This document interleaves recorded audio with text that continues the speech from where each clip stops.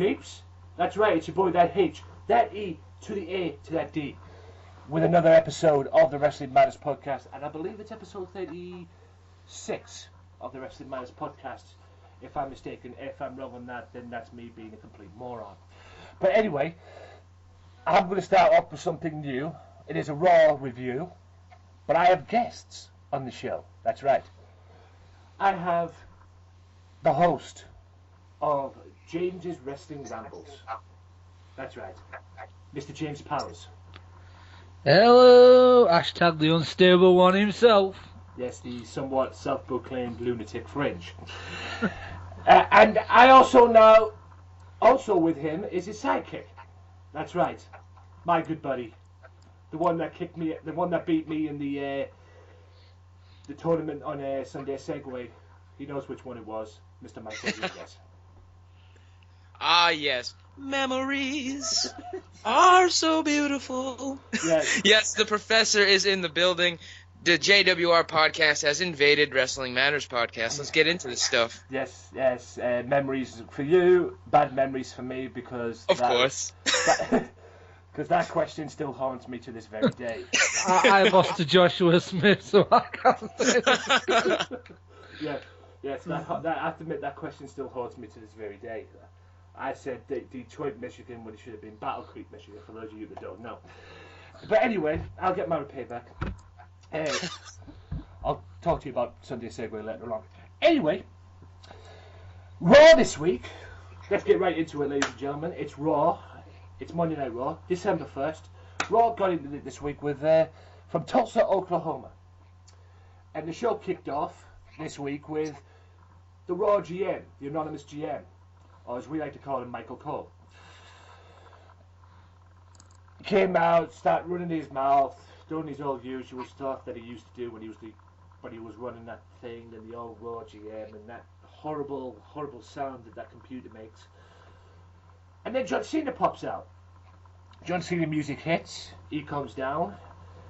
And Cena says the board of directors has their stuff together because the anonymous GM is running the show. I question that very much. Yeah, I beg to differ as well. I beg to differ on that very, very, very much. One thing leads to another, with Cena coming out running his mouth and talks about how the Big Show turned and his teammates won and all that stuff. Then Seth Rollins music hits, and makes his way to ringside, accompanied by his Cruiserweight division. Yeah, I said a Cruiserweight division, J&J Security, Jamie Noble and Joey Mercury. And Rollins gets in the ring and proceeds to beg John Cena, and yes, you heard me right, ladies and gentlemen, begs John Cena to bring back the Authority, which is retarded in its own self, and I'll get to that in a minute. All hell breaks loose, and the anonymous GM books Rollins and Cena for TLC in a tables match, and then adds a stipulation that if Cena loses, he will not be number one contender to Brock Lesnar's World Heavyweight Championship belt. My question to you is, do you honestly think Cena's going to lose that match? Well, honestly, I can tell you right now, and I was just going to say that as soon as I heard the stipulation that John Cena wouldn't be the number one contender for Brock Lesnar's World Heavyweight Championship, if he so loses, I was like, okay, yep, Seth Rollins lost. You can save your $9.99, you can save your $59.99, or whatever else everybody else has to pay, whether you have the network or regular pay-per-view, because John Cena is going to win that anyway, so you might as well not watch it. You might as well skip it. It's sad, but we all know the reality. The whole Cena wins, LOL. We know. And if somehow Seth Rollins does win, which I hope he does. In a way, yes. But who the fuck is going to step up and be the number one contender? Who are they going to pick for the number one contender? I would think. I mean, Paul Heyman mentioned it. We'll talk about Heyman's little promo later on.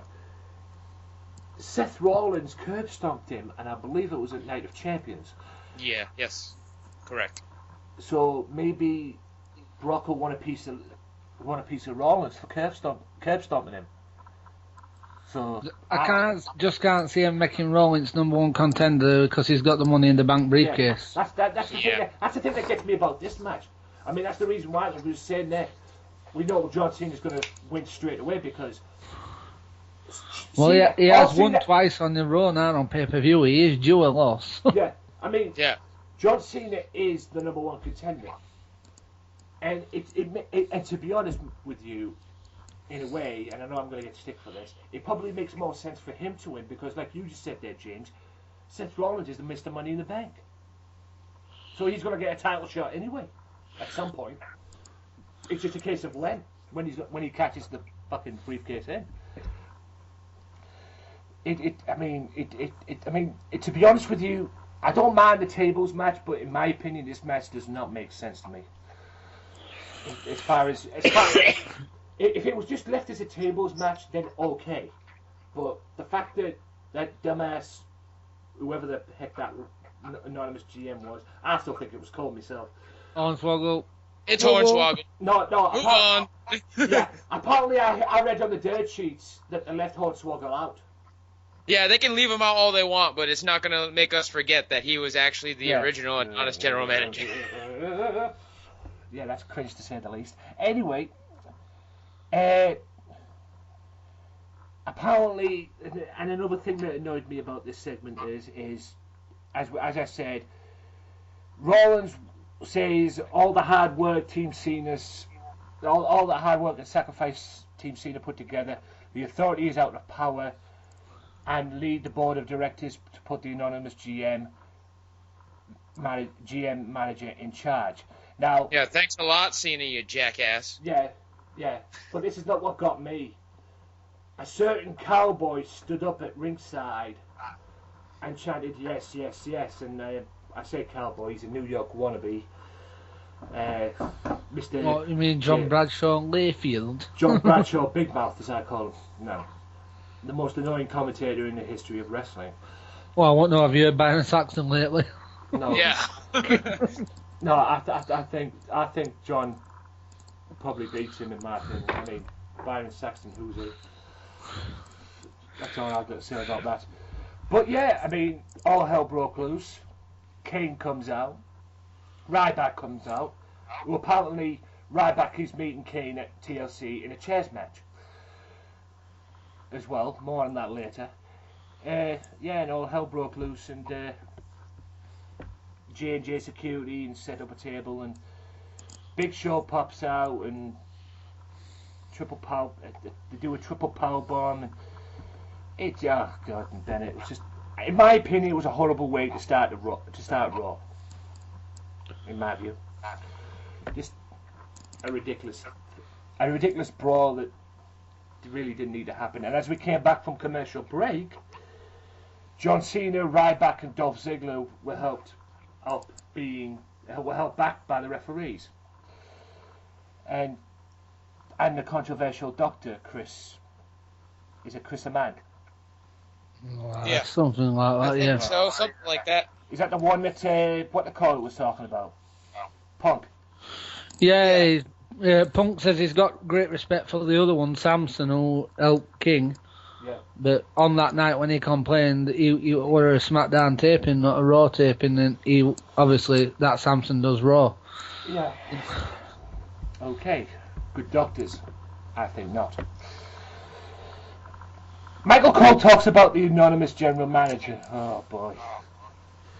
That laptop can just go fuck itself. That's right. It can go fuck itself. Yeah. Along with Michael Cole after the Raw, he'll probably fuck it himself. Yeah, I said it.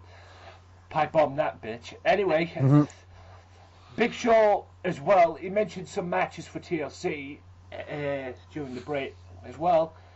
And later on in the show, it was Big Show and Eric Rowan. The main event would be John Cena, Ryback, and Dolph Ziggler versus Rollins, Intercontinental Champion Luke Harper, and King. Oh boy. Next match, Tag Team Turmoil. Now, oh God. Now, this was a joy of joys and a bad thing in itself because, well, I'll get to the bad parts of this very much. Now, I don't mind a good tag team turmoil. It's just some of the tag teams in this fucking match were fucking questionable to say the least. Except for one team, which I talked about on my last episode of Wrestling Match Podcast. Right, the teams were, I'll go through the teams first. The teams were Goldust and Stardust, not Gold and Stardust, for fuck's sake with this bullshit. Gold and Stardust, it's Goldust and Stardust, duh. The new team of the New Day, and I'm going to get your thoughts on them in a minute. The other teams were Tyson Kidd and Cesaro, which, to be honest with you, I actually liked. I thought that was a pretty good team in itself. Jimmy and Jey Uso, the Usos. And a team that I, quite frankly, did not like one bit. And quite frankly, I'm getting sick and tired of this situation between the two. Adam Rose and the Bunny. Oh, that bunny can just bugger off back to the farm. I wish Adam Rose would go with it. I'll talk about that in a second. Now, the first team, the two teams that kicked off were Goldust and Stardust versus members of the New Day, which contested of Big E, Kofi Kingston, and Xavier Woods. Now, before we talk about this match, what is your take on this New Day group? Now, I didn't expect them to be baby faces. I thought they were going to be heels. But it seems to me the gimmick, at least from the vignettes that I saw, it seems to me that WWE took Ernest the Cat Miller's three-time karate champion gimmick in WCW, took it, sliced it into three, and put it on these three. Now, I knew this tag team. I don't know if this tag team makes sense to me because the only thing that makes this tag team relevant to me is if the six-man tag team titles were reborn, so to speak. Because you got the tag team that contested against Goldust and Stardust, which was Big E and Kofi Kingston. That makes crystal sense to me. And then you've got Xavier Woods on the outside. Or as TNA fans may know him as Consequences Creed. Or as Kevin Nash once called him, Unconscious Creed. Now, I can't see, I mean, alright, it'll probably make sense if Xavier Woods was with Kofi or Big E Langston, but, you know, where do you see this team going, guys? Do you see good things for them, or do you see them about 2 months down the road being the biggest flop as far as factions go in WWE? What is your thoughts, please? Well, honestly, I like the New Day thing. At first, I thought, when I just saw Xavier Woods, I thought it was just going to be him by himself. So I was like, all right, it's going to flop with just him, obviously. But then they brought back in Big E and Kofi. I get a nice inspirational speaker / reverend type feel from these guys with the New Day stuff and everything, which is pretty cool. Yeah. I like it. The entrance is cool. The way they talk and the way they deliver themselves and make themselves look is pretty cool. I didn't agree with the tag team that they decided to go with. I was actually hoping that they would go with Kofi and Xavier Woods. It seems like it would be a nice little quick-paced, high-flying team that you could have while Big E's out on the side, like watching out for them and whatnot. But they did well in this tournament. I actually wanted them to at least get to the final two, eventually losing. I thought they got kicked out a little too early, but that's just my opinion. Yeah. What about you, James? I just feel, don't get me wrong, I think it's a good thing. I just think they're a bit too late with it because there's nobody to feud against. Shield's gone, Wyatts have gone. Yeah. Realistically, who else is there? Unless they create another team of three. Exactly, that's my point. I mean, who are they going to feud with as a three team? You know, the only thing that would make these guys relevant is if they brought back the six-man tag team titles back. But at the end of the day, this is 2014, not 1974 or 84, whatever the fuck that is. But I mean, I understand that they went with Big E and Kofi because, you know, experience. Big E, and the big man, small man dynamic and all that stuff. Yeah, and Big E's former Intercontinental champion, former NXT champion, and Kofi's probably the most experienced tag team competitor out of the three. because he's been tag team champions with numerous partners, including CM Punk at one point. And Xavier has not been relevant since he was X Division champion in TNA. But I think he was since he was in the X Division in TNA anyway. I don't know if he was X Division champion, if I got that right. No, he never won the title. That was a big shame. Yeah, well, less said about that the better. But yeah, I don't see. I mean, I want Kofi. I mean, there's all this talk about Kofi wanting for a heel turn. I can't see him playing a heel turn. I mean, it would be interesting. Don't get me wrong. Kofi Kingston as a heel, don't get me wrong, it would be very interesting.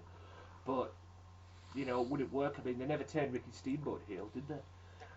Maybe it's one of them situations with him. But, I mean, in my opinion, Kofi Kingston, if I had to pick one person out of the three to go for a world title, I think it should be Kofi.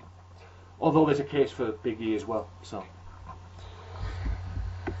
I just personally don't think either of them are going to get world title shots in that minute. Now there's only one world title. No. Not a chance. No offense to them. They're good athletes and everything. But... Yeah, I think if there was a title they would go for, like a singles title they would go for, I think it'd be an Intercontinental Championship. He's had it though, hasn't he, a few times, Kofi? Yeah, Kofi's had it like a million times, and Big E's already had it once or twice. So yeah. Well, there's no point of them going for the US title, is there? So. No. I mean, and Kofi's had that too, so... Yeah, Kofi's had that too, and, well, let's face it, the US title, to me, in my opinion, is dead. Although, credit to Rusev for trying to bring some credibility back to it, anyway. But, easy said than done. Right, as you correctly said then, Mike, Big E and Kofi surprisingly beat Goldust and Stardust to move on to round 2. Now... Cesaro and Tyson Kidd. Now, I love this. I love this team, to be honest. Cesaro and Tyson Kidd. I just love the fact that Tyson Kidd's on Raw, to be honest. Because, like I've said many, many times, and I'll keep on saying it because, in my opinion, it's true. Tyson Kidd is probably more talented than 99% of the WWE roster. That's just my opinion. And like I said, he's trained by the best. Yes, he's trained by the best. Yes, and the thing is, though, I mean, I got a case for Natalya as well. I mean, she deserves more as well. She deserves to be going for the Divas title myself.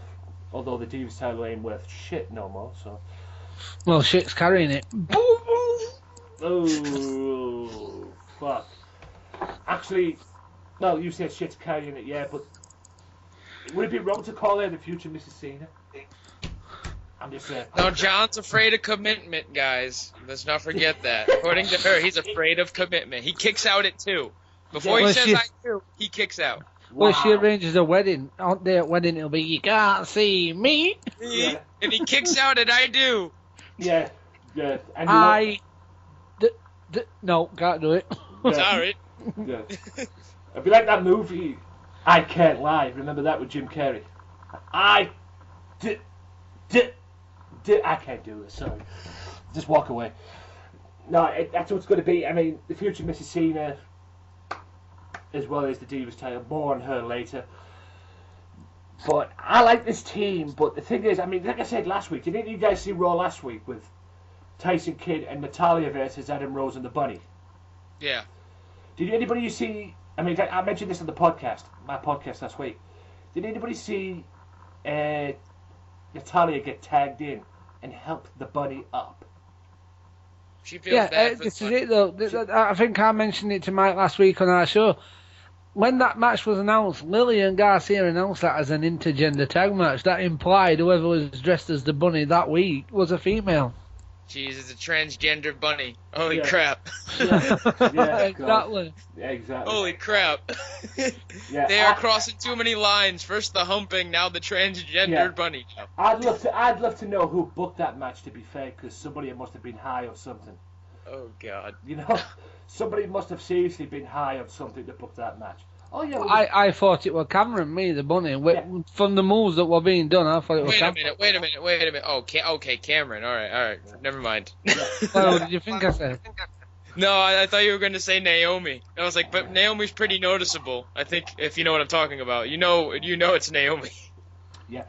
Cameron. We'll go back to this. I mean, I don't know where this things going between Tyson and Natalia, but I guess that's another issue for Total Divas anyway. Totally scripted reality. Oh, total crap. And apparently we do get that over in the UK, so... Oh, I feel so sorry for you. Yeah, I don't watch... Don't worry, Mike, I don't watch it, you're alright. I don't either. I don't watch it either. I wouldn't watch it if you paid me. There's not enough money in the world to make me watch maybe if you paid me, I would just say I watched it, and then just not watch it. Exactly. Take the money and run. See ya. Yeah, I wouldn't watch that. Like I said, there's not enough money in the world that'll make me watch that program. I mean, like I say, Total Divas is the building block for the Divas division. That's why I renamed and rechristened the Divas division the Total Divas division. Because that's what it is at the end of the day. But I like this team between Cesaro and Tyson Kidd. It's just a shame that they actually... It's just a shame they lost. For me. But, like I said, they actually won they actually beat Kofi and Xavier and Big E Langston. Xavier Woods, wow. And then, what do you know? I mean, but when they won that match itself, that round to advance, you knew when Jimmy and Jey Uso were going to come out, you knew they weren't going to win, surely. Anyone with a fucking brains could see that. Nah, this is a new team. It's just been formed for tag team turmoil. You're going against probably the Cenas of the tag division. Yeah, like we like to say, the Cenas of the tag division, and also the most established team in that division right now as we speak. And the most deserving tag team champions too. Yeah. Of the past, God knows how many years. Because let's face it, whether they're the Cenas of the tag team division or not, they deserve the tag belts. Unlike Satan, forget about that. But you knew when they came out, you knew they weren't going to win. You knew that Tyson Kidd and Cesaro weren't going to win. And you could tell when Cesaro was on the outside, he was pissed. So, my question to you is about this. Do you think Cesaro and Tyson Kidd will tag team again? No. I personally... Go on, Mike. I was just gonna say that Tyson Kidd's the one who was being pushed. It was an angle to get Tyson on Raw. On this night, he needed a partner. Oh, look, Cesaro's not doing no. Come here. Yep, I was going to say the same exact thing as you did, fella. They're not going to team together. And the reason they put them together was their work in NXT. They've worked with each other in NXT against each other, so they have good chemistry. So why not put them together on Raw? That's basically what they were doing. Yeah, kind of like what Paul Heyman did with the Public Enemy before. Yeah, they were opponents working in Japan and whatnot, and they put them together and it became Public Enemy. Yeah, exactly. Except that team worked. Obviously, it definitely did work. Yeah. It's Paul Heyman team. Let's face it, the Paul Heyman guys. They were Paul Heyman guys. And, obviously Jimmy and Jey Uso won, which we all knew. Yeah, I didn't have a problem with it. I knew they were going to get it. I wanted, like I said, the New Day to last a little bit longer, but it is what it is. Yeah. Now, JBL thinks that tag team turmoil is over and announces the Usos as the winners. He botched it. I know he botched it. He really botched. Super bad. Obviously, someone didn't tell him that Adam Rose and the Bunny were involved as well. Well, I think we were all hoping that they weren't, and I think he was too. Yeah.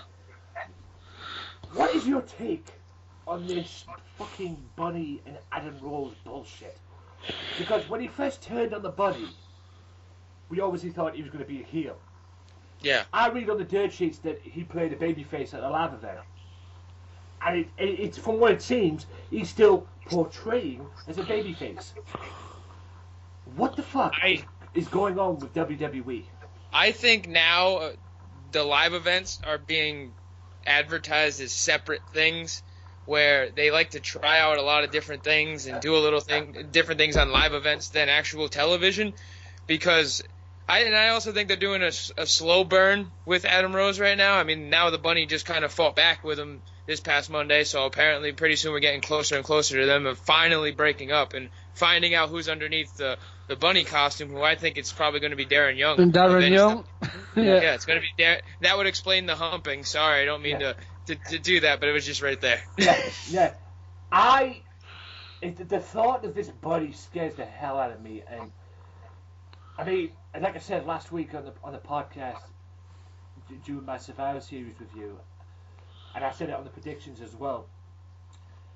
The thought of Miz and Mizdow becoming tag team champions scared the shit out of me. And what do you know? They were tag team champions. More on that later, and I'll tell you the reason. I'll explain to you two the reason why it's scared. That team does not work for me anymore, and I'll tell you that. I think later. I know why, but okay. I'll tell you later. But this thing between Adam Rose and the Bunny, nobody knows what. It seems to me that nobody knows what to fucking do with Adam Rose. First of all, and they should just keep him and send him back to NXT. Send him back to NXT, put him back as Leo Kruger, and have him walk with Bray Wyatt. Yeah. That's it. Yeah, Boom. Just leave him there. Figured out the problem. There you go. I have to do everything. Yeah, figure it out that way. Just Screw you, WWE. I need to be on the payroll. Yeah. The booking payroll too, and I'll join you too, because my fucking brain when I watch WWE. But the Bunny, the thing that scares me about the Bunny is, I heard at one point the person who was playing the Bunny was a certain guy who's now on NXT. Sami Zayn? No, fighting the Ascension with what they call him? Gabriel? With the one who's now Hideo Itami, a.k.a. Kenta. Yes, Mr. Prince Devitt. Well, definitely Justin Gabriel other week on SmackDown. He even did fucking Shooting Star press thing. Yeah, they've used Gabriel, they've used Sami Zayn. So, ultimately it'll probably be Darren Young, I think. Well, Adam Rose at shelf, Darren Young won it, so that makes sense. Yeah. I mean, I could understand probably, alright, not in a bunny suit, but I could understand why they use Sami Zayn, because for those of you that listen to this, everybody knows Sami Zayn from indie wrestling, because once upon a time he was El Generico. I could understand why they'd probably put him under there or something, but under a bunny suit, that's just killing his character and everything. But I mean, I hate this Bunny. I've never been a big fan of Adam Rose. No, me neither. That's probably the only thing me and JBL agree on. That that we can't stand Adam Rose. If there was like something we had in common, that we can't stand Adam Rose. I mean, the guy just is fucking. I mean, once upon a time they used to call Christian the creepy little bastard. Fuck. I call this guy. I call him CMF, creepy motherfucker. But that's just me. Jesus Christ. Right. That ended. They announced They announced next week, rather. There was a build-up. Vince McMahon arrived in a long black limousine. Oh boy. We all know what that was for. It wasn't to come on Raw. We all know what that was for. It was something after the Raw. Yeah, that was awesome. Because he was on the podcast. I only watched a little bit, but I got to watch the rest later. Yep, he was on the podcast with Austin. So, and then commercial break, and then they announced that Seth Green will be hosting Raw next week, the Slammy Awards. Which I don't mind, because he's actually somewhat funny, unlike the other people that have hosted. He was on the exact same show last year. Yeah, the Riggies. He was. Yeah. It's the Riggies, not the Slammies. Yeah. Yeah, that's right. It is the Riggies. Yeah.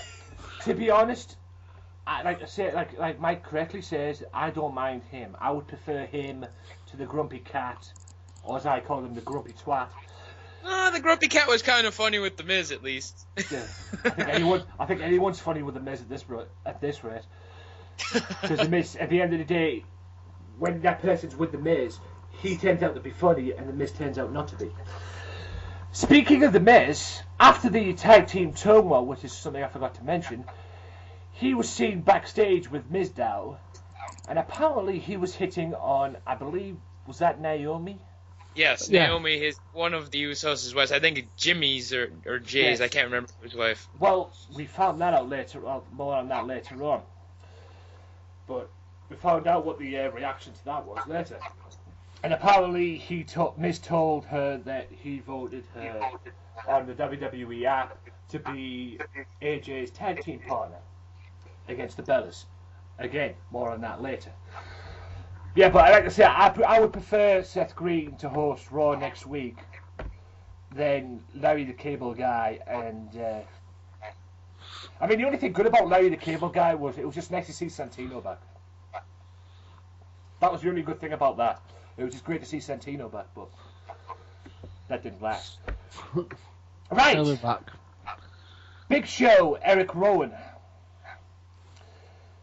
Now, See, this is what I'm talking about. I don't understand how they don't see the wrong in what they're doing. I thought they should keep building this because I actually wanted to see this match because of Rowan. Because Rowan's actually they're actually following what I've said and spoke about many, many times, that Rowan shouldn't be a heel trying to stalk somebody. He should be a helpful babyface, helping the little guys from the bullies, so to speak. And Big Show is as a big bully as they come. So it's nice to see that they're actually listening to when I talk and taking some of my ideas. I want my royalties, by the way. CM Punk's not the only one who's got a problem with royalties. yeah. So I was only disappointed that they put the match on free television instead of actually building it and getting something out of it, but whatever. Yeah, I liked it. It was a one-other match. I liked it too. The winner was Eric Rowan by disqualification because, he let's just say Big Show used to steal steps on Eric, proceeded to beat down because last week he was embarrassed. Let's face it. Do you see this at TLC? This match happening at TLC, guys? James, go ahead. Yes, I do. What? And if so, do you see a stipulation involved, or? I can see him breaking ring, I really do. I think it's a point that the roster's that thin, they don't have many options. Well, whose fault is that? Yes. That's the office's fault. And also, not so much because there's been so many injuries, but for a good part of it, it's the office's fault. They let go a lot of people, and they keep a lot of people in the back and not use everybody, so. Yeah. But I have no idea what the match will be if they have one at TLC. I mean, what are you going to have, a steps match? A steel steps match? You can't do that. So, and there's already going to be a tables match, and there's already going to be a couple TLC matches. So maybe you're going to do a chair match, or I don't know. I don't know what you can do. Yeah. It just doesn't work, does it? So, I mean, the biggest thing that shocks me about this whole thing is the fact that Eric Rowan's actually babyface. I like that he is. I mean, I always felt that one of the members of the Wyatt family had to go. If it wasn't Bray, then it had to be Eric Rowan, since he didn't speak much while he was in the... He didn't speak much. All he did was just have that sheep mask on, which he still does, to be fair. Which is awesome. Yeah.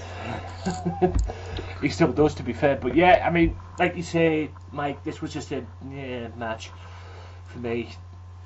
I didn't take particularly much attention to it, but like I said, they should have saved it for TLC and built it up a little bit more for TLC. But it didn't. They just threw it down our throat, so to speak.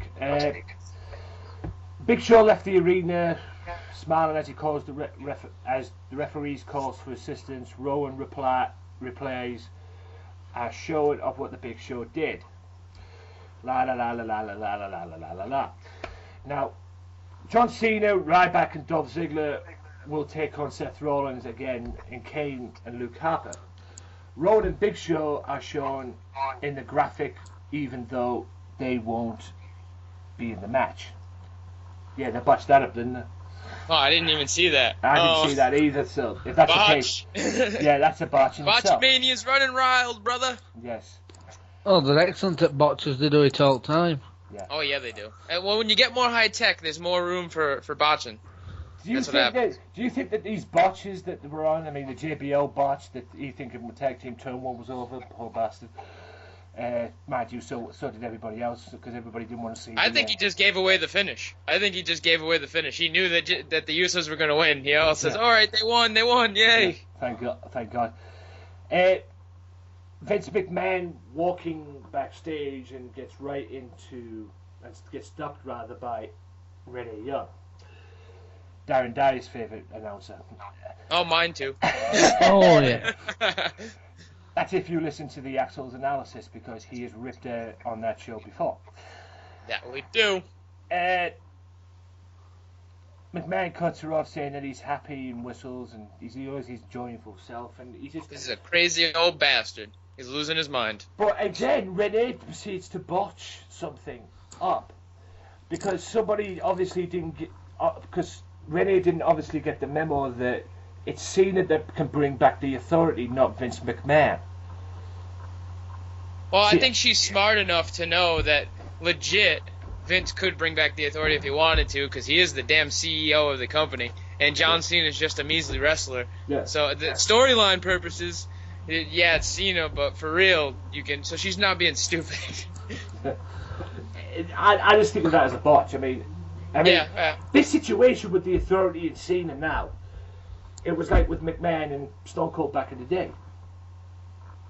To a lesser degree, but yeah, I agree. To a lesser degree, because Stone Cold had the option to bring him back after beating Undertaker in the first Blood match at Fully Loaded that year, which was 1999, if I'm correct. And then he brought him back for the. I mean, what a way to come back! You win the WWE title. And then Austin brings it back, and then the six-pack challenge comes along, and one thing leads to another. Right. Replays were played of Brie Bella beating AJ Lee last week with help from Nikki, and all that led to the tag team match later on between the Bella Twins, AJ Lee, and a mystery partner. Fandango is set to face Jack Swagger, but Jack Swagger never made his entrance. They play Swagger's music twice, but he doesn't come out. We go backstage, and Seb Coulter's on his ass, so to speak, with Jack Swagger holding him and helping him out. And Fandango is out, Rosa's doing a dance and all that thing. And then Rusev walks out with Lana. Now, just a quick question to you two. Lana, Rosa Mendez. Which one would you prefer? Shit. Oh, yeah. CJ Perry. CJ Perry all the way. Yeah. Oh boy. I'm going Rosa Mendez just because I like that little Latina flavor. I'll take it both. You can't take both, damn it! That's not how it works. Hey, if that's how it worked, I would have took both too. Yeah. No, I'd take both. No, I'd have to say, I'd have to agree with you, Mike. I'd have to take Rosa as well. And to me, she's the only relevant thing for Fandango as we speak, because they took away the one thing that made him relevant, his theme song, and changed it.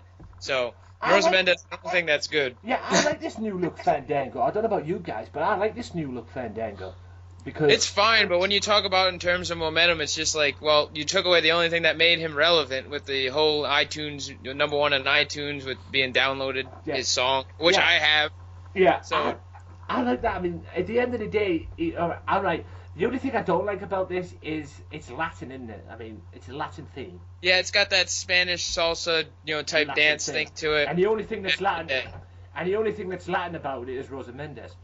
Yeah, pretty much. Yeah, but I like this new identity that it's a different identity, and it doesn't make him look like he's something out of fucking Dancing with the Stars anymore. Which to me works for me. I don't know about you, James, but this works for me. I mean, Johnny Curtis, I've always said Johnny Curtis is a great wrestler. Oh yeah, Johnny Curtis alone is a great worker, but he's just a great wrestler. Gimmick is not going to go far, unfortunately. Yeah. Well, I say the main event or you're nothing until they establish a mid card and possibly even bring back brand separation. It's just me personally, I think WWE as a whole has gone down since they took the brand separation away. We're a lot better product, Metland. Yeah. Well, the problem with that, I don't know if it's just the brand separation being gone. I think it's what they did with it afterwards. It's the fact that they put all their big stars on TV more than when they only had separate shows. Yeah. Instead of having mid-card guys on. They decided to put more big name guys on instead because they think that's going to draw ratings and more money and whatever. So in most cases, they'd rather see young'uns like NXT who can actually fucking wrestle. We would, but the casual fan really doesn't want to see it. Unfortunately, I'm just talking business side of this. is they want to see the Cenas, they want to see the Sheamuses, they want to see those kind of guys. Now they're moving towards more Dean Ambrose and, Eric Rowan and all that stuff, because obviously they're coming in, they're brand new, and they're baby faces and whatnot, and they're doing all good things that they are capable of doing. But Well, Ambrose is awesome, and it's going to come to a day where Cena's going to walk out to the middle of that ring and say, I'm injured, I've got to retire, and WWE will be just full. And I'll throw streamers, balloons, kazoos, everything. Cake. I'll throw a big, huge party. You guys are invited if that happens. Yes, Everyone who's listening to this will be invited if this happens. Yeah. The Cena party. Hosted by Bring Mike your own Rodriguez. kazoo. Yeah. Bring your own kazoo. Yeah, the Cena party. Hosted by Mike Rodriguez. Coming soon. Yes. 5 years down the line, then it'll be a Roman Reigns party. Yeah. Because everybody Yes. will get fed up with him. Yeah. But the rate And then Cena's, so on and but so at the rate Cena's going, it won't be 5 years down the road. It'll probably be about 20 years down the road at the rate he's going. Jesus Christ, WrestleMania 1000. Yeah, exactly. He won't. WrestleMania 50. One more match. Just one quick question before I move on with the Rusev and Lana thing.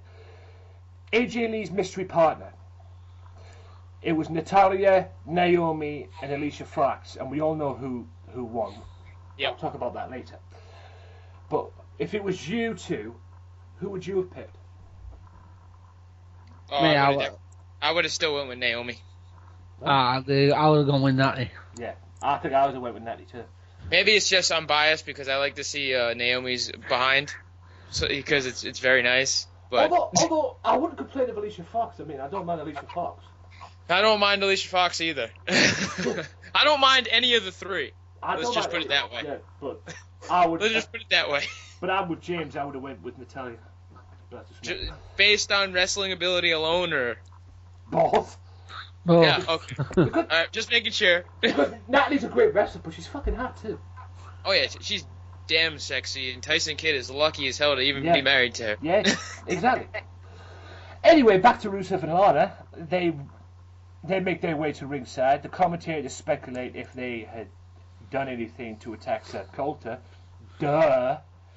Of course they did. Duh. Hello. Dumbasses. Fucking hell. I mean, alright, storyline and this, that, and the other, but hello. Anyone with a brain could realise 2-2 equals Rusev and Lana.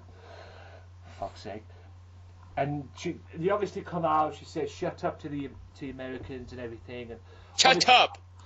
Yeah, she was Basically obviously, what it is. yeah, she was obviously pissed off about last week when she nearly, pledged allegiance to the American flag. Don't know why she lives in the damn country. She's a United States citizen. That's what was. To be honest with you, looking back at it, that's The what's hilarious. JWR podcast, breaking kayfabe since 2014. Breaking the fourth wall. Yeah. Oops, breaking the fourth wall. Yeah. And you Hi, know Cole what? Cabana. Yeah.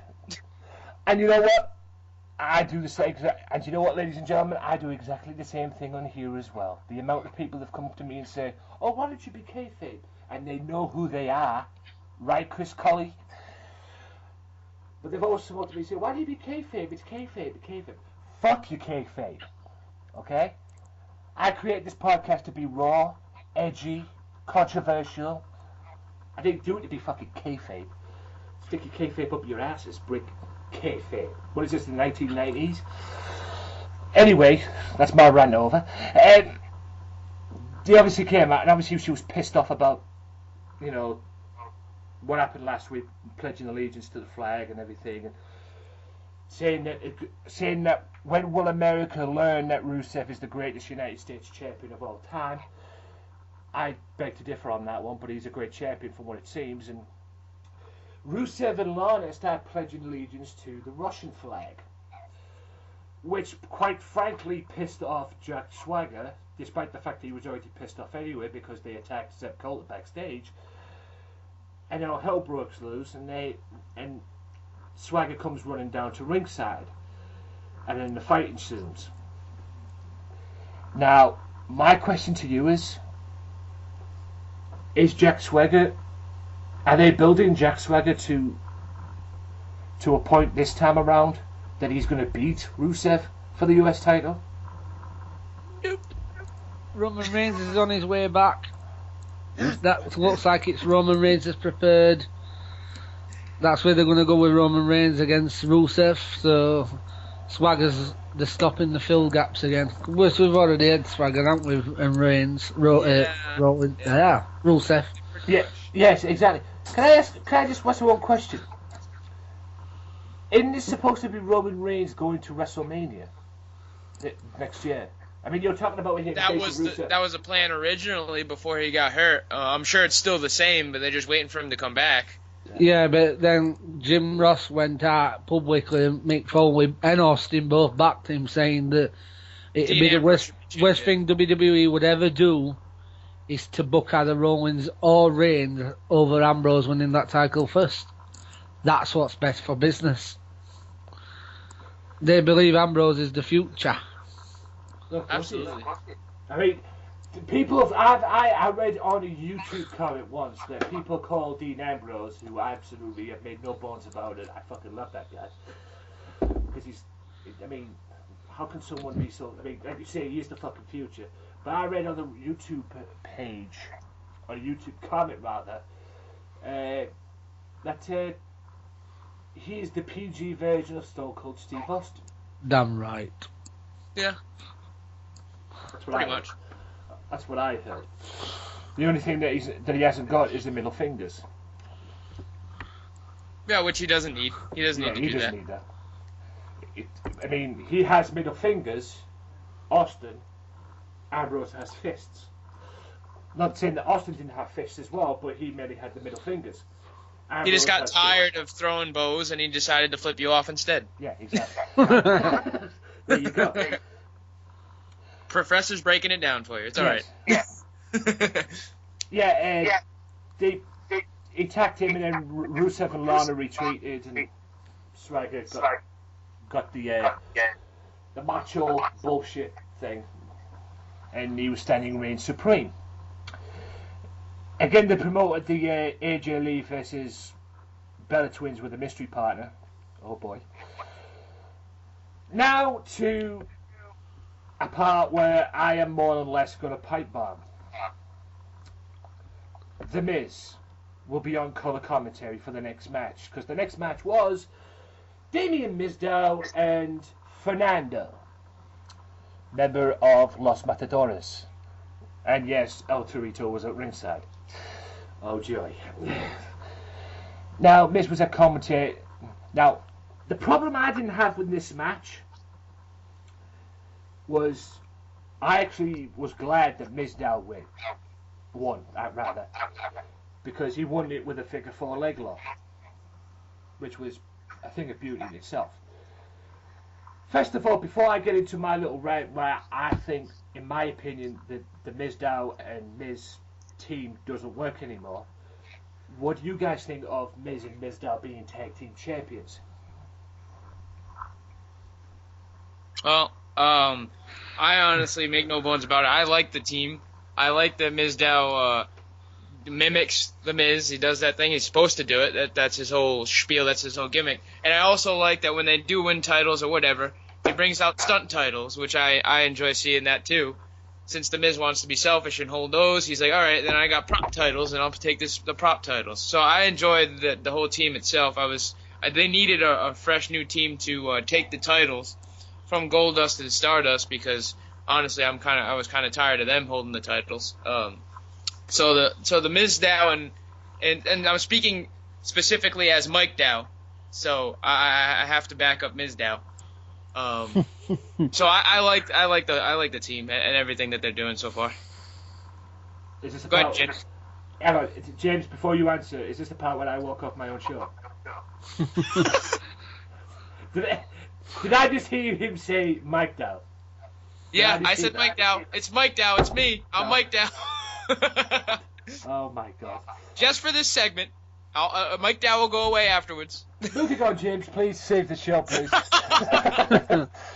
I'm not 100% on the team. I think it's about time to split, but I do actually. I agree to the fact that Mizdow is that fucking over. It's unbelievable. Hell yeah. He doesn't need the Miz. I think he's better than the Miz at his own gimmick.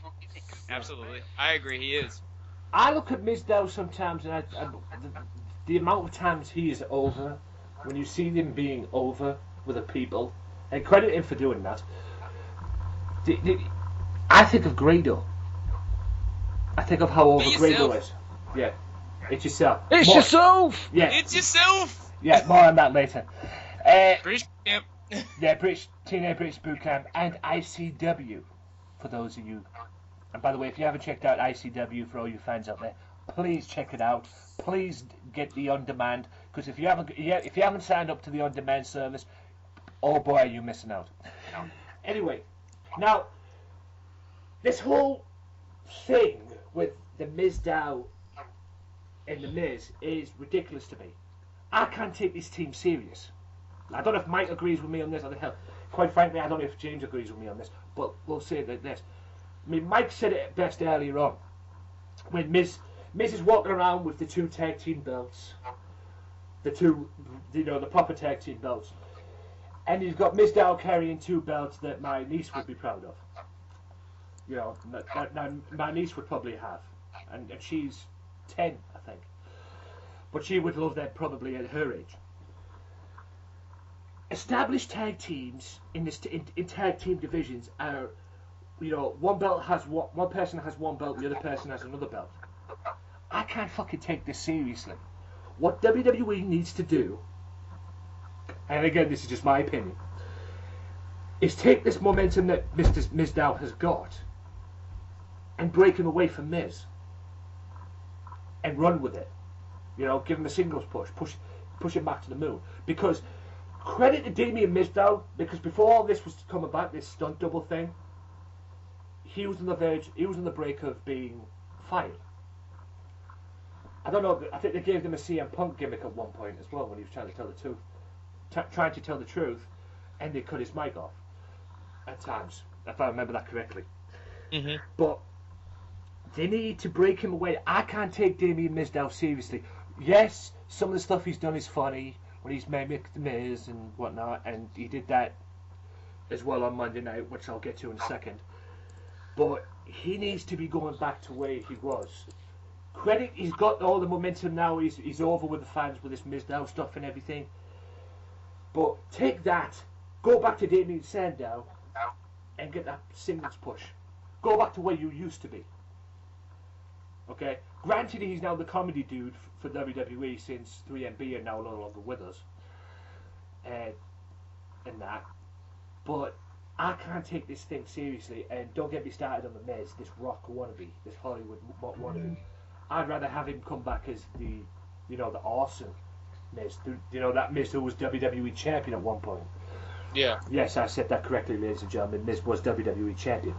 I think a lot of people have forgotten that. Yeah. And rightfully so. Yes, yes. But, I mean, you wonder why CM Punk did a pipe bomb. Anyway, but I'd rather have that Miz back than the Miz that he is now. Alright, he went out and made a movie. He made The Condemned. And now he thinks he's this Hollywood. I mean, he's let Hollywood go to his head.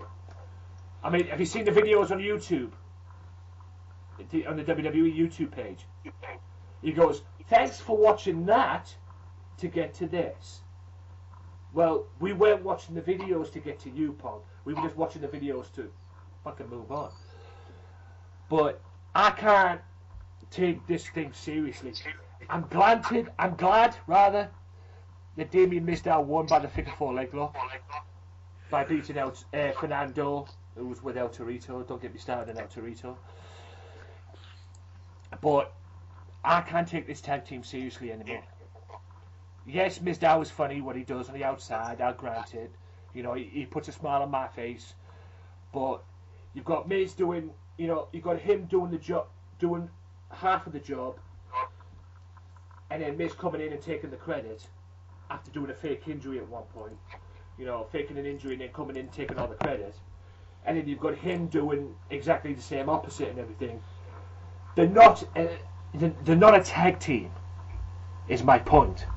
And I think WWE should now seriously break them up and take Mizdow out and give him a singles push.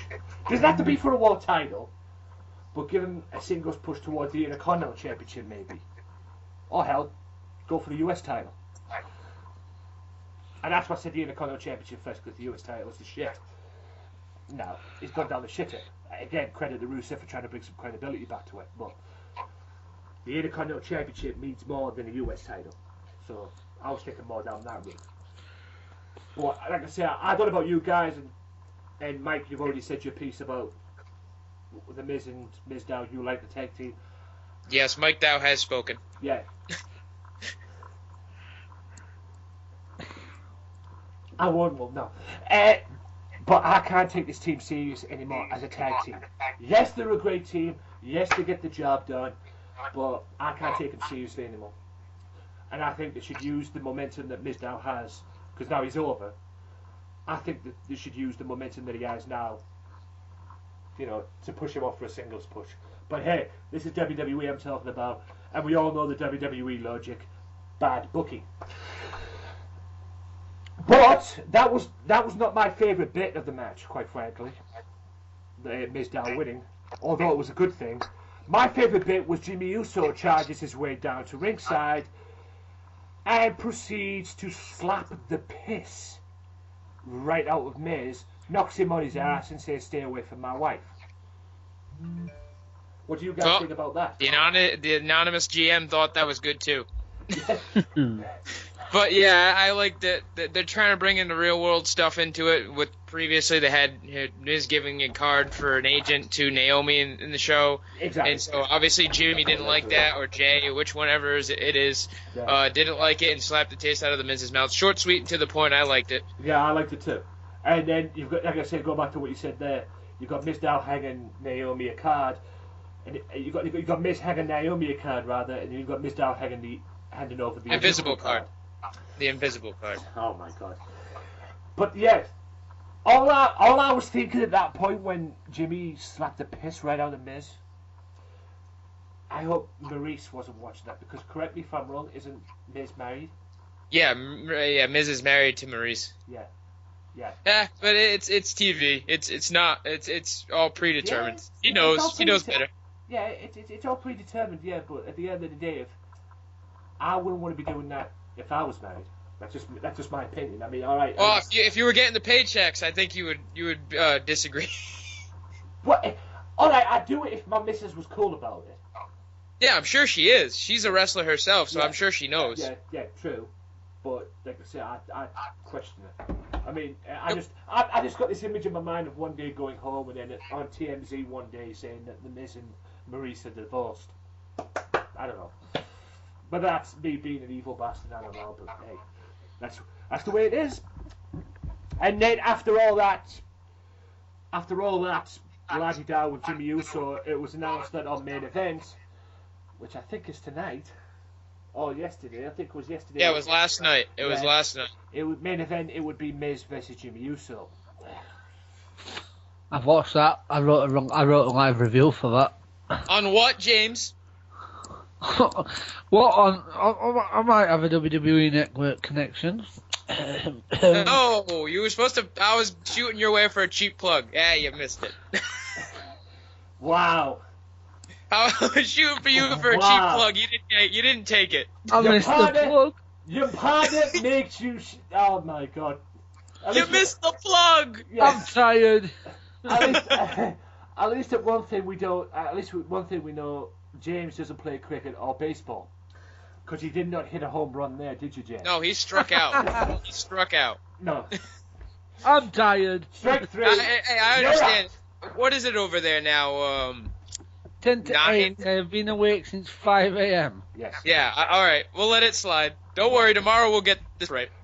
Yeah. And then all that led to another, and then Bray Wyatt pops up on the screen and shouts, "Tulsa, I'm here." So Bray Wyatt was next. And Bray Wyatt faced R-Truth. Poor bastard. That's where he made his debut against, too. So his first debut match was against R-Truth. So and full circle. You know, during the match, Bray was screaming for Mr. Ambrose. I know James would do the same thing. Screaming for Mr. Ambrose, calling out Mr. Ambrose. And Wyatt ends up gets R-Truth in the Sister Abigail and beats him. But before I get to what happened after the match, I had this thought when I saw the New Day, going back to the New Day. Do you think there could be room in the New Day for R-Truth? No, I think they should just leave it the way it is. 4's a crowd. 3's good. I say that might be a bit too racial profiling. Yeah. No, yeah. Oh, the 4 black members? Yeah. Oh, no thanks. Just 3's is good enough. Yeah, but the reason why I say that is because, correct me if I'm wrong, wasn't Xavier Woods R-Truth's tag team partner at one point? Yeah, but WWE likes us to forget that. But I don't, because... Yeah, I don't either, but... Yeah, that's just say, I mean, maybe I'm old school, that's why I know so much. Well, they want you to forget it, then put it on network for you to remember. Yeah, there you go. They can put it on the network where you can watch it. Yeah, network, WWE's bad moments. R-Truth and Xavier Woods as a tag team. Yeah, got that. Hornswoggle winning cruiserweight title. Hornswoggle being the anonymous GM. Okay. Fuck me. Where are we? Alright, yeah. The match was alright. The match was okay. Over. Match was beautiful. I didn't mind it. I didn't mind it either. What about you, James? Did you mind that match? I say it's to get him on TV. They're building for the hype. Obviously, I can't wait for TLC because let's face it, tables, ladders, and chairs has got to favour Dean Ambrose. Well, that would bring me into my next match because Bray Wyatt eventually got his wish because Dean Ambrose came out and all hell broke loose. The fight ensued, and it was a fight.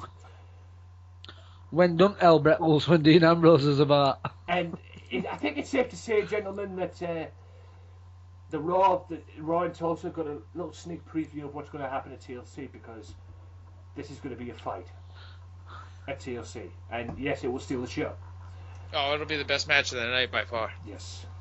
If there's no World's title match, there isn't. Realistically, there isn't. Yeah, exactly. I was expecting the World title match to be next week on Raw with Brock Lesnar.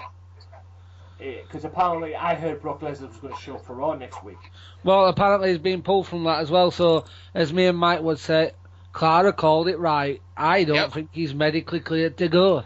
Yeah, we called it weeks ago. Actually, months ago. Since the last time we saw him in Night of Champions. The night after Night of Champions, she mentioned about oxygen in his blood. That's why he was turning purple. Yep, he was turning purple. Wasn't healthy, so he needed to get healthy, and apparently he's still not. You know what it is, don't you? It's that illness that he had when he was in the UFC.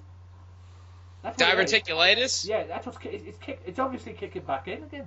No, I don't think that's what it is. I think they got that all set. It was just the oxygen's not getting thrown through his bloodstream. He's not getting because he's basically big muscle and fast paced. He's not getting oxygen into his bloodstream because it's a lot of blood because for his muscles to get round. He's not getting enough oxygen into his system quick enough for it to recuperate. So if you mix blue and red, you get purple, don't you? I mean, there's all this talk about him wanting to go back to UFC in the future. He won't go back. I don't think he'll get medically cleared. No, he won't. No, I don't think he will either. I mean, the whole reason he left in the first place was because of the illness that he had. The same illness that nearly killed him, by the way. I mean, it's I just don't get it. I mean, obviously, if now he's not going to be on Raw next week, it's going to be Brock Lesnar versus Cena at Royal Rumble. So, yep. That's if he survives Rollins, which he. Oh, he will. Unfortunately, he will. Yeah, which he survives Rollins. Can't you just see what's going to happen? Well, yeah, I've already seen it. No, Cena will beat Rollins at TLC. Roman Reigns will win the Royal fucking Rumble. It's like it's all set all the way there, isn't it? Yeah, I don't mind it. Not right now, anyway. He doesn't need to win the Rumble, to be fair.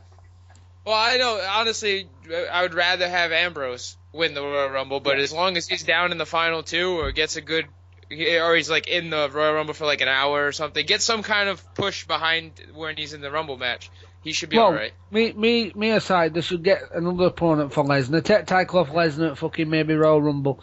Get another opponent for Lesnar. The world title match at WrestleMania 31 should be Dean Ambrose versus Roman Reigns versus Seth fucking Rollins. Yep. We've spoken about this before, full fella. circle. We both agreed the same thing. We triple both threat. said the same thing. Exactly, a triple threat. Yeah, you know what would be interesting for me, though? To see? You've got the Royal Rumble in January. Yep. It'd be interesting 26, to see- in it, Philly. Yeah, Philly. It's in in Philly. Philadelphia again. It'd be interesting to see what they put in February. You know what? Oh pay-per-views yeah, I know, will I be. know this. No, what they called it? Oh, fuck, Fast Lane. It's live Yeah, from Boston. Fastlane. It's taking over Live from from Elimination Chamber. Boston, Mass. Massachusetts. We all know he doesn't lose in Boston. Yeah. Even though they hate his guts. Yeah, exactly. Yeah. Great way to go back to your hometown. They boo you out the building. But yeah, that's the thing. It's fast lane. Then, because that's the replacing. Because they don't need any more Elimination Chamber pay-per-views. No, Elimination Chamber pay-per-view is still going to go ahead. I believe it's going to replace something in the middle. It may replace Night of Champions. They haven't said which one they're going to bin. I don't know if they should put it. Going off key here, guys. Yes, we're going off key here, guys. People who listen to this, but we're getting in depth in what WWE is and what it isn't. I mean, shouldn't it? I mean, correct me if I'm wrong, but shouldn't WrestleMania be the Night of Champions? I'm just saying. I mean, it's the biggest pay-per-view of the year, the number one pay-per-view in WWE's calendar year, and then the other. I mean, if my memory serves me correctly, I don't think all the titles have been on the line since 17. I might be wrong on that, but that's just all the titles on the line at WrestleMania at least. 21. Yeah. Was it 21? WrestleMania 21. Even the Cruiserweight title were on the fucking line. Yep. Yeah, Because that 21. little short-inch Mexican twat won. yeah. Yeah, I was going to say the WWE Tag Team titles at the time weren't on the line. The world title was. Or was that was that a previous pay? Was that 20? What pay-per-view did Eddie Guerrero and Rey Mysterio face each other at? What WrestleMania did they face each other at? WrestleMania 21. Yes, I thought it was. Yeah. I thought it was because they were the WWE Tag Team champions at the time. Yeah, and they fought each other just for a spirit of competition type thing. It was Exactly. one of my favorite matches. Yeah, either that or they didn't find any tag team opponents for them. And it was, even though sadly it was his last WrestleMania too, it was better going off that way. Yeah. Anyway, moving on. More promotions. This is what annoys me about the WWE: the amount of times they have to promote the main event. That's because it's 3 hours and it don't work. Again, it really don't work Trying for to 3 keep hours. people awake. Yeah.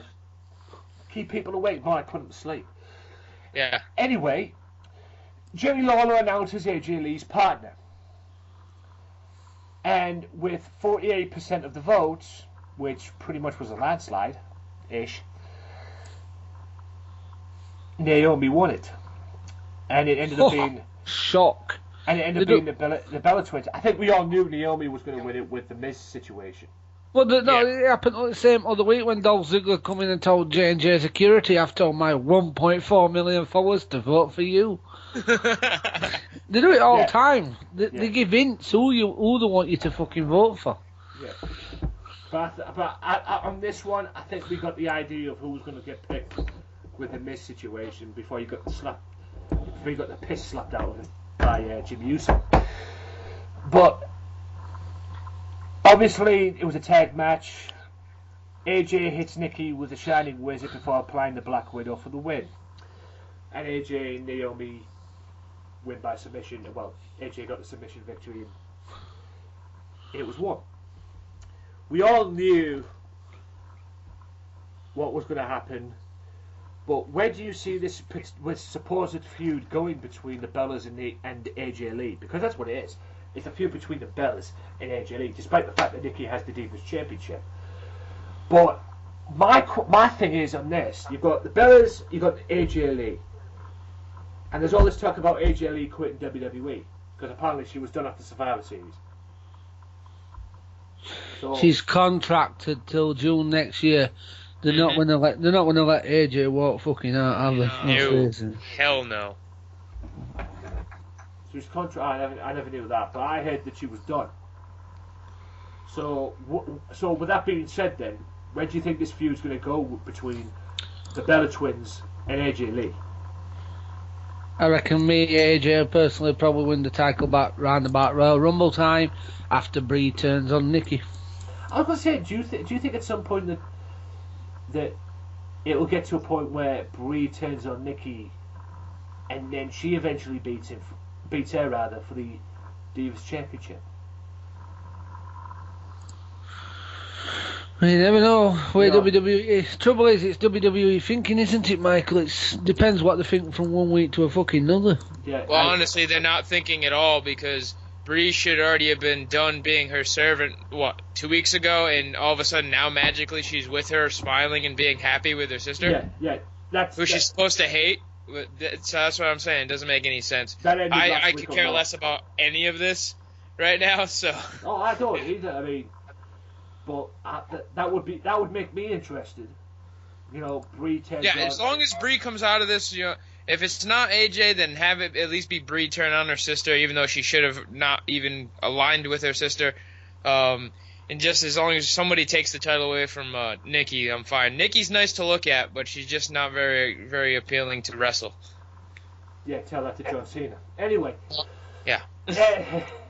Yeah, but like I said, that will get me interested. I mean, it's nice to see at the end of the day, they should never have split the Bellas up in the first place.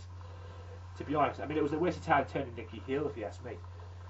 But yeah, I mean, where was it? I mean, Brie Bella being Divas champion, that would make it interesting in a way.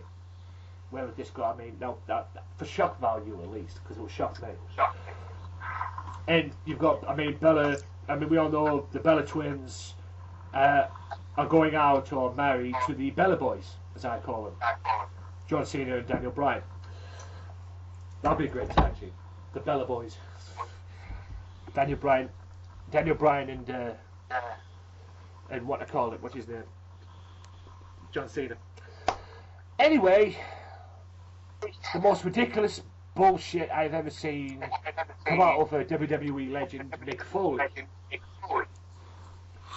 Well, I don't know. His daughter was pretty fucking fit. Noelle! Was that his daughter?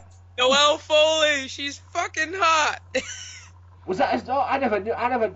Yeah, took that's it his daughter. She is sexy as hell. And did you say Saint Mick? No, I'm pretty sure I said Saint Nick. No, you said Saint Mick. That's the Quiet, Noelle.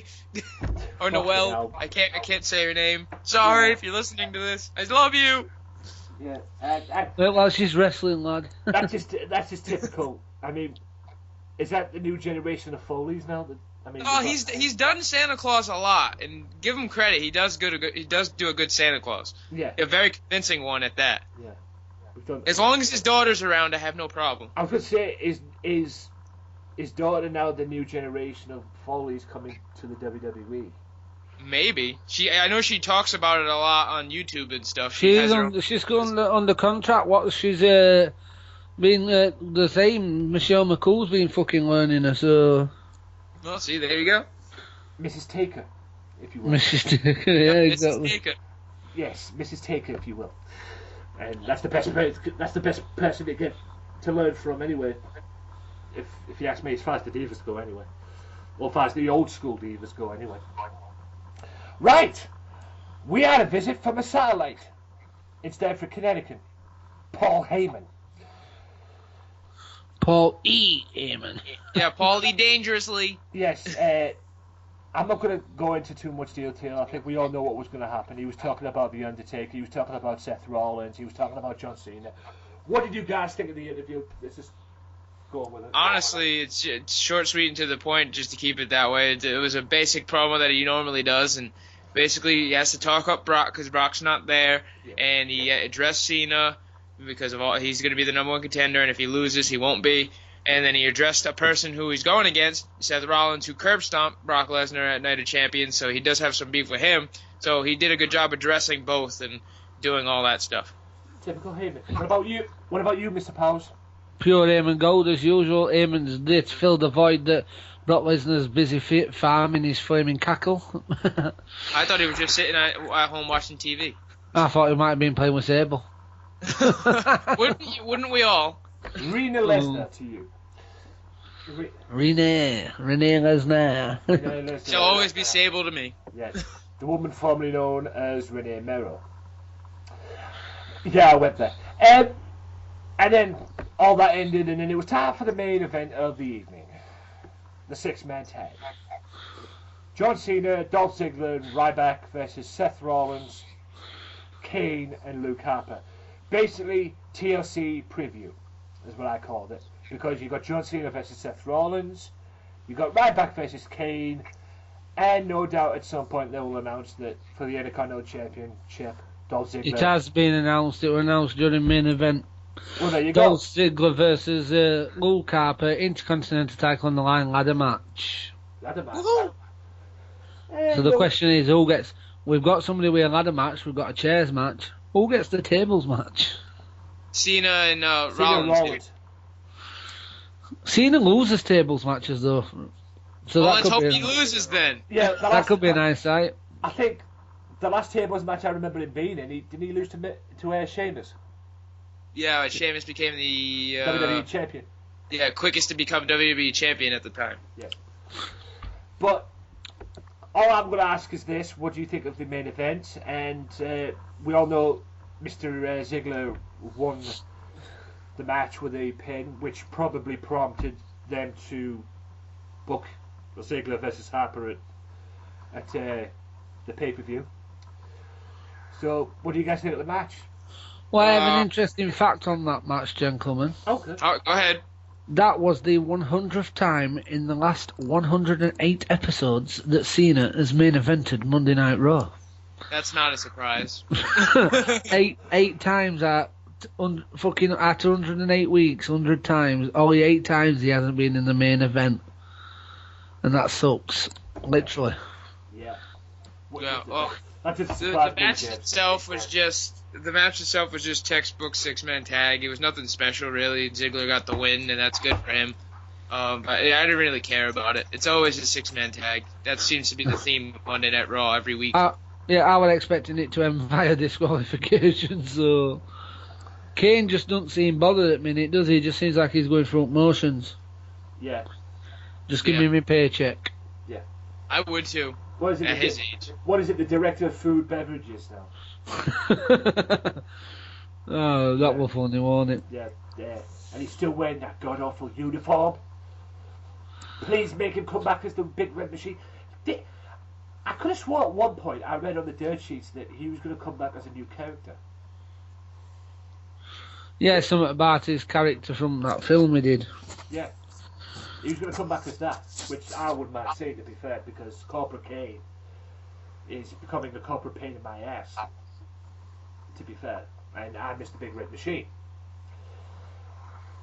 quite frankly. And then after the match, Harper quickly attacks Ziggler after getting pinned. And after the match, all 6 men begin fighting. Big Show runs down to the ring, headbutts Ryback away. Kane and Big Show concentrate on Ryback, former tag team champions in their own right. Eric Rowan comes down with steel steps and takes out Harper, Kane. Rowan then hits Rollins with the steel steps. Big Show grabs Rowan and Ryback by the throat. Ziggler super kicks, and boy did he ever super kick the Big Show, before Ryback clotheslines him. Cena then does the AA, yada yada yada yada yada. Yeah. And then Rowan hits Big Show with the steel steps, getting a small measure of revenge. What's next? I mean, do you see anything? I mean, we all know it's going to happen at some point. It's going to be announced, Big Show versus Eric Rowan at TLC. The only thing is we can't figure out what stipulation it's going to be, if there is going to be a stipulation, or it's probably not going to be a stipulation anyway. But what would do you see anything benefiting these two, Big Show and Eric Rowan? I It can only benefit Rowan, it can't really benefit the Big Show. And it doesn't need to. Honestly, it just needs to do it with Rowan, and I think it will. Rowan's going to be the next big man for WWE, pretty much. Yeah, kind of. The new age of big men in WWE. The agile, can do so many things in the ring, big man. Yeah, where do you see this going though for Rowan? I mean, I can't picture him with a title, except the tag team titles. Maybe. Not right now, no. Right now, I think they just focus on building him up as they've been doing. And win over Big Show, he should be good. Mind you, I never expected him to put the Intercontinental title on Luke Harper, so anything can happen, so to speak, in WWE. So, with that being said, that is the end of the Raw review, and your ratings, guys. James, you can go, because I'm still thinking. 5, predictable, and that annoying fucking laptop. I'm going lower just because I hate the laptop so much. I'm gonna go 3. Well, I'm gonna go 5.5 on this one, sir. So all right. It wasn't as fun as it was last week with Daniel Bryan and that, and the Bella Boys and Dolph Ziggler closing out the show before they announced that the Raw GM was back. The anonymous Raw GM was back and that. But I agree with James. It was pretty predictable. Pretty predictable Raw. And we'll end it there. Now, I want to get your thoughts on a few things. I'm gathering both of you saw Survivor Series. I watched that live. Yes, I watched it live too. What do y'all think of Sting? The only one, Michael, all I want to say about that segment, fella, is the only thing that really annoyed me with that segment is it's how big is Triple H's fucking ego. It's always got to be Triple fucking H. Anybody could have been in that ring with him. Why has it have to be fucking Hunter all the time? Yeah. My thing is probably different because, obviously I'm an avid TNA watcher, as many people know, and as James knows and as Anthony knows. There's a reason my name is Professor TNA, for Christ's sake. I've seen Sting every single Thursday at the time when he was there. Every single Thursday on Impact. So it wasn't really, even though I marked out because obviously I was I've been a big fan of Sting since I was a child. But I was enjoyed seeing him, but it was just like, it's Sting, whatever. He has no business being there though, because he's only going to be there for just that one appearance, and then he's going to fuck off. So he gets rid of the authority, and that's it. So technically, not what Vince indicated though on that podcast. He pretty much indicated that you will see Sting at WrestleMania. Oh yeah, we're definitely going to see him at WrestleMania. But I'm just saying, as a weekly member of the roster, he's not going to do that kind of stuff. He's not going to. He's not same signed the contract as Brock Lesnar. Yeah, he's definitely not going to be a weekly member of the roster. But there is plans in the work for him to have some matches. Yeah, he's going to have some matches and probably going to wrestle The Undertaker at WrestleMania, even though I'd prefer it to be Bray Wyatt. No. There's but plans that's what in they're the going to work do. built on what happened at Survivor Series. There's works going down with Triple H versus Sting at some point. And it goes back to James saying Triple H has got the biggest fucking ego in the world of wrestling.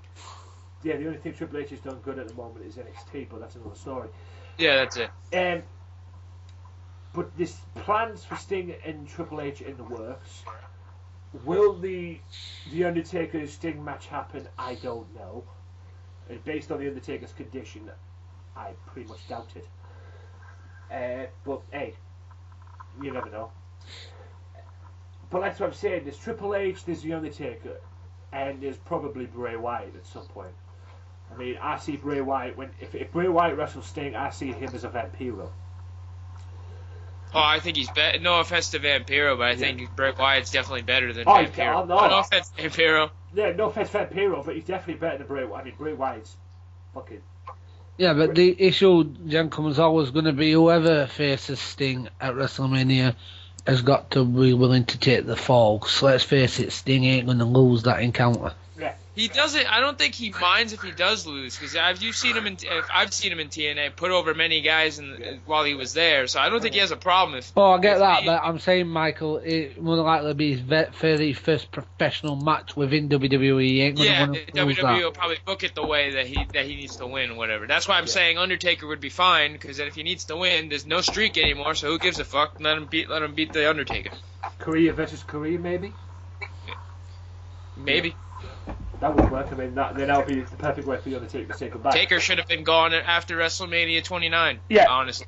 And at the end of the day, from what I've been hearing, there is works for next year's Hall of Fame, and apparently the two main headlines they're talking about for the Hall of Fame are The Undertaker and Randy Macho Man Savage.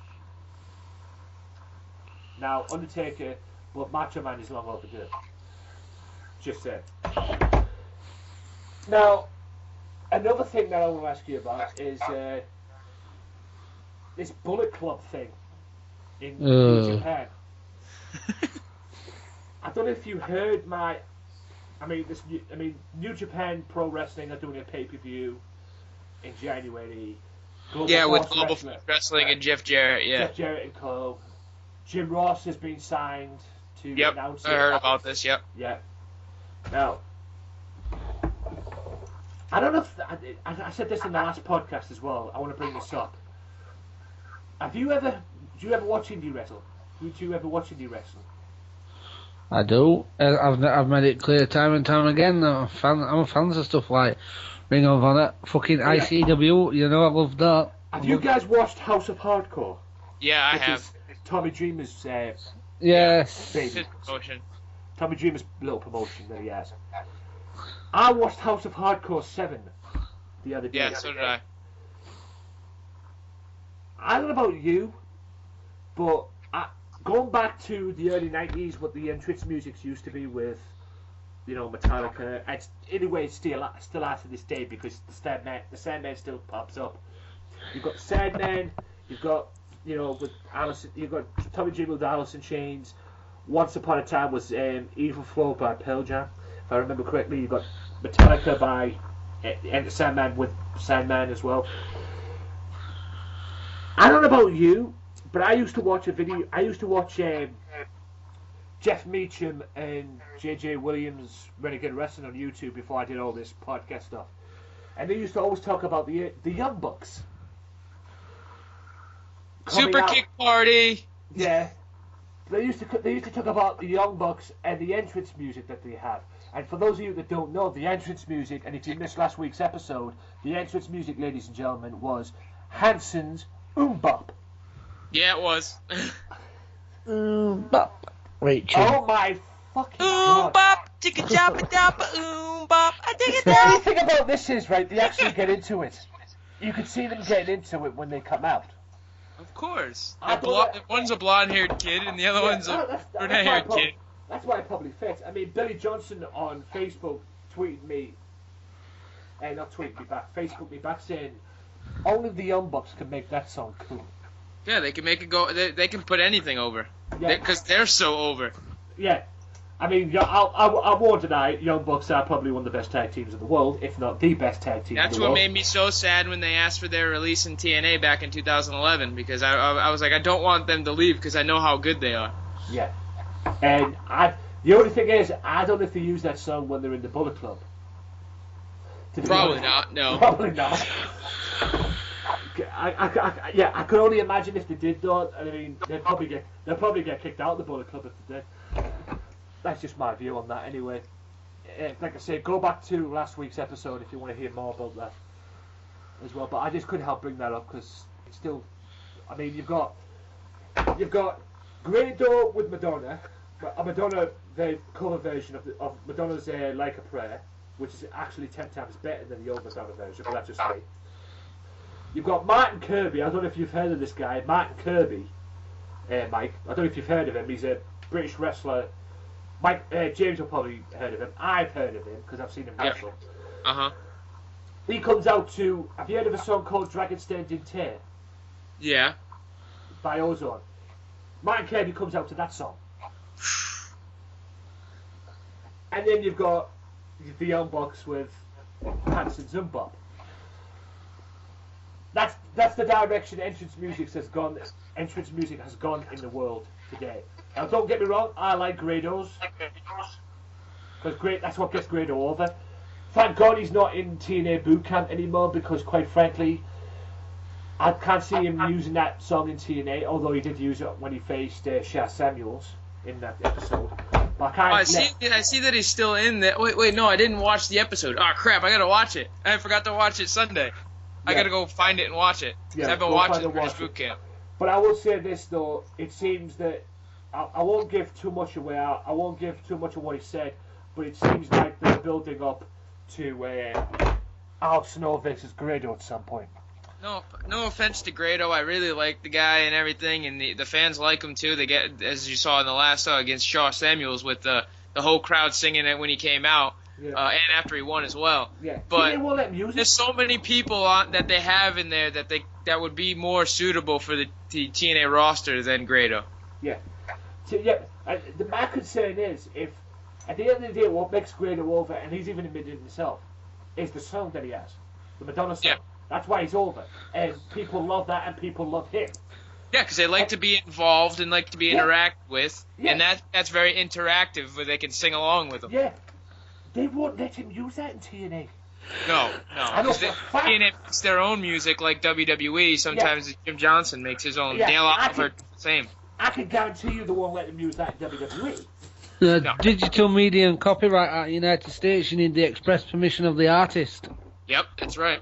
Yeah. That's why CM Punk needed Living Colour's permission to use Cult of Personality. I don't know why. You have to pay them in order to use it. I don't know why they needed permission for that, because a couple of years before, when they were putting Stone Cold in the Hall of Fame, didn't they use that song in his Hall of Fame video? Yeah, but at one point they would have asked them permission. There's a US Digital Media Act. Like Michael will tell you, over the United States, they're not even allowed to fucking download shit. Nope. And that's why I don't. It's a fucking crap act, but it's American fucking law. It happens. God bless America. Anyway. We'll see, can you see? Why America? No, I'm not even going there. I love America, but I was gonna do a gag there, but I'm not going there because America's given me a lot of things, and I'm very thankful for America for giving me professional wrestling, WWE in particular. Anyway, that being said, ladies and gentlemen, that is the end of the Raw review and that, and I'm gonna go to a commercial break, and when I come back, I will be doing the SmackDown main points since I can't do TNA. Yeah. So it's going to be the SmackDown main points when I come back, plus anything else that is relevant in the world of professional wrestling, anything I'd want to talk about, or shoot on, or pipe bomb on, or whatever the heck I do on this program, which I love to do. But like I said, I can't talk about TNA because TNA is not back until January, because they're away preparing to go on Destination X, Destination America, sorry. Destination X, that's a TNA pay-per-view. Anyway. It might change it to Destination America. Yeah. No, I can see it at some point if TNA friggin'... Can we change the Destination America to Destination X, please? We're on Destination X every week. I can see it now. But anyway, that's the end of that. And big thank you to my guests. Yes, James's Wrestling Rambles invaded the Wrestling Matters podcast. Indeed it has. JWR invades the Wrestling Matters podcast. Members of the JWR, which is James Powers and Mike Rodriguez. Thank you so much for coming on, guys. Hey, no problem. Thanks for having us. You are very welcome. Anytime, fella. I can't wait to come on your show next time around. I always enjoy coming on your show. Cause I believe it's next week. You are scheduled for it. Yeah, it is next week. Oh, I'm on the show next week. Well, there you go. There you have it. And before we go, something I forgot. I believe, Mr. Powers, you told me when Mike during the somewhat interval that we had. Not going to go into further detail, but we all know why. I believe, Mr. Powers, you have some breaking news. I do. I have two pieces now. First of all, a federal arrest warrant has been issued for Heath Slater in the state of Atlanta for a 2011 assault and battery on the night of WrestleMania. Jeez. Yeah, nearly 4 years ago. Yeah. What's took him so long? Yeah, exactly. I've been there before. Something that's been brought up 4 years, that happened 4 years ago, brought up 4 years later, and I've been down that road before.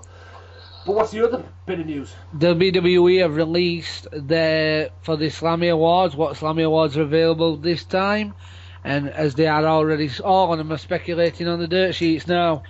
What happens when CM Punk wins Shocker of the Year? It's going to happen, isn't it? Let's face it, that is a public vote. CM Punk walking out is going to win Shocker of the Year. It should. It's just like Brock Lesnar's guaranteed to win Superstar of the Year for his 3 fucking matches that he's You had. better fucking not. Yeah, please let CM Punk win. Please let CM Punk win the Slammy. Oh, I think he's going to win Shocker of the Year, but me personally, I'm sure you both disagree with me, but me personally, I reckon Superstar of the Year has to be, in my opinion, even though he's been injured for it, has to be Daniel Bryan for that entire fucking January to WrestleMania thing. It's either Daniel Bryan, Dean Ambrose, or Seth Rollins. Fucking Cena better not win it. I would say, I would agree with James on the point with Daniel Bryan, but I would think, considering and consistently, Dean Ambrose. Oh, I'd love it to be Dean Ambrose. Mike knows my thoughts on Mr. Ambrose. Yes, and one Vicky Earls knows my thoughts on Mr. Ambrose too. Yeah, what it kiss his face off. Yeah, something along that lines that I thought you said, Mr. Walker. Yes, I'm not ashamed to admit it. I mean, the guy's just a fucking legend. I'm sure Renee Walker thinks it as well. Yes, I'd kiss her face off. I would say that. But anyway, that's the end of all this. We've got all there. Thank you so much, James. Thank you so much, Mike. No problem. I will be back after this with the Smackdown main point, since I can't talk about TNA anymore until January at least. So stay tuned. I'm going to shut a promo on, and I'll be right back.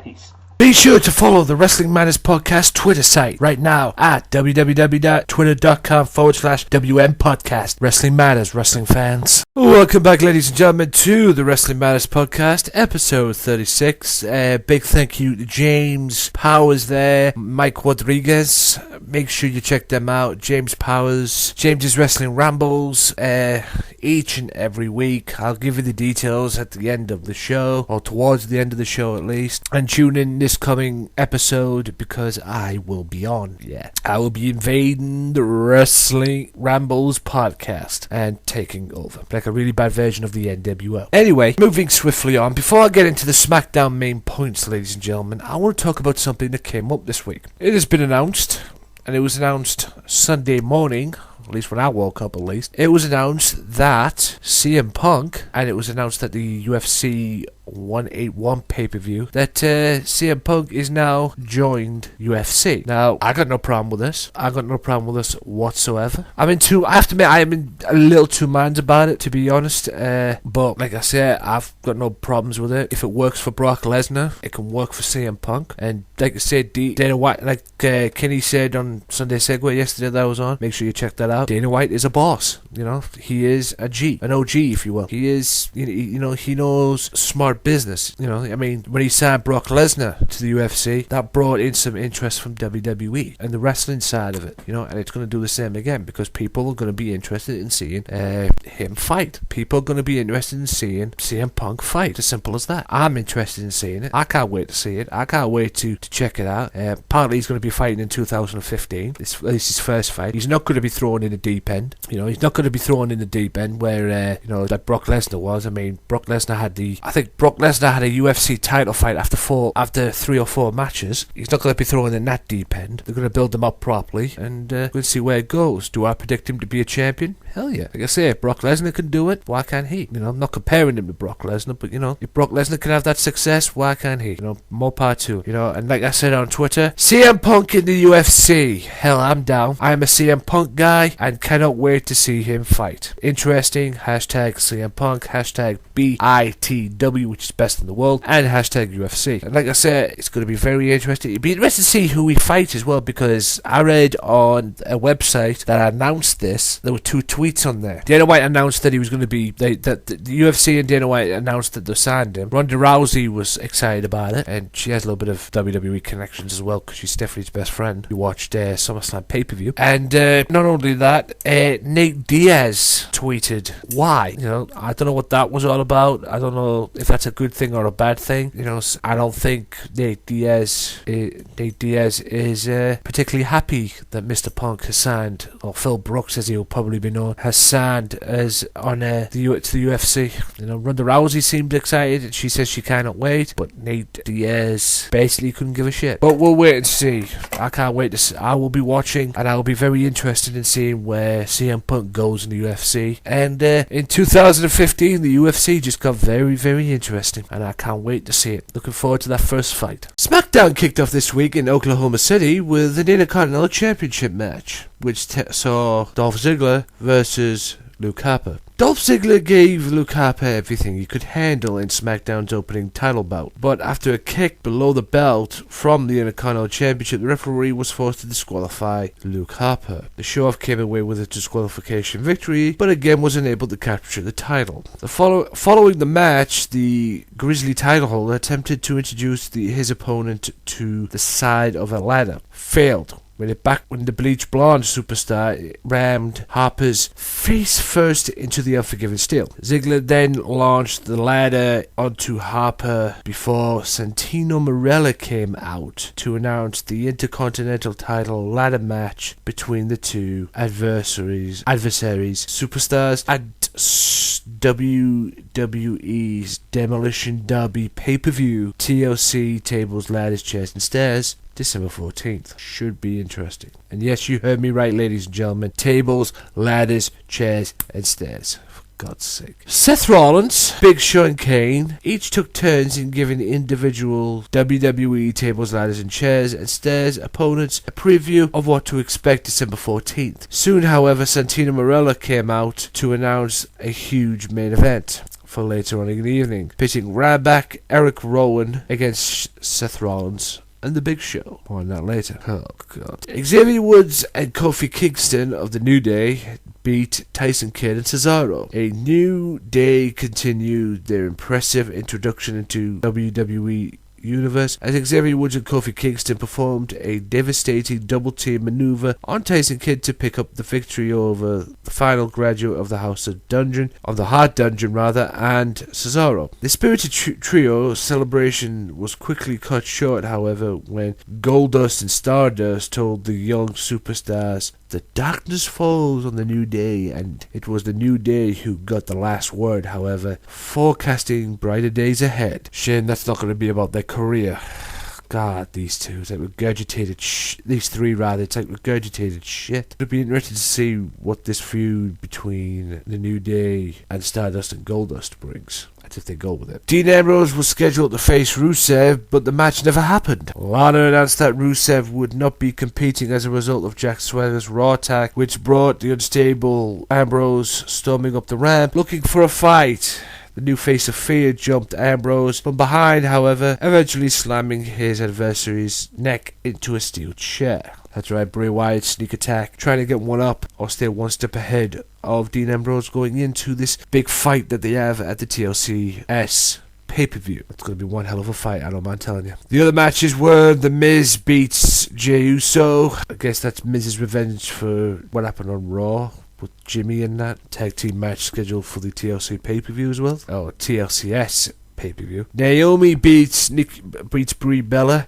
I don't even want to say about the Total Divas division as it's now known. SmackDown main event, Kane attempted to interfere only to have it backfire when referee didn't see Seth Rollins tagging the Big Show because he was busy tossing WWE's former director of operations from ringside. As the world's largest athlete argued with the referee, Eric Rowan booted the big man from the ring, leaving the unsuspected and irate Rollins to get clobbered with a meat hook clothesline and a shell shocked from the Big to get the victory. Interesting to see what happens on Raw tonight, leading in to the TLC paper. And with that being said, ladies and gentlemen, I will be back after this promo, after this quick break, with my views and opinions in the world of professional wrestling. So stay tuned. See you in a bit. If you like the Wrestling Matters podcast, why not check out the Wrestling Matters podcast Facebook fan page at www.facebook.com/WM podcast. Wrestling Matters, wrestling fans. Welcome back, ladies and gentlemen, to the final part of the Wrestling Matters podcast. Now it's time for the news, views, and opinions. Now, just before I get to them, I feel the need to talk about TNA. Now, you probably think to yourself, wait, Head, you can't talk about TNA. No, back until January. TNA Boot Camp. Now, Mark Andrews, I believe his name is. Congratulations to him. He is the new TNA superstar, and he will be on the TNA roster and all that, and fair play to him. I'm the newest member to the TNA X Division crew. Also, everybody's going to be on that Maximum Impact tour that was in TNA on the Boot Camp. So Dave Mastiff's going to be on there, Kaylee Ray's going to be on there, Rampage Brown, and the list goes on and on. But there's one particular match, man, that's going to be on that Maximum Impact tour as well, because he's going to be wrestling in Glasgow, and that's Grado.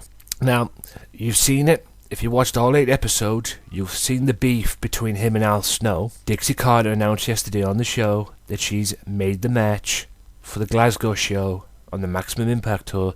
It'll be Grado versus Al Snow, which I'm seeing Grado will win. Just saying. But we're going to see what happens, and Al's going to either put up or shut up. As a matter of fact, they're both going to put up or shut up, but it'll be very interesting. If you're going on that Maximum Impact tour in Glasgow, it'll be very interesting to see what happens next between that two, and you're going to be very interested in seeing that match as well. Before I get to WWE, a little bit about WWE as well. This has been a big week, man, for wrestling. The Great Sonata, who is still signed to TNA, will face the Great Muta for Muta's Wrestle 1 title on December 22nd in Tokyo.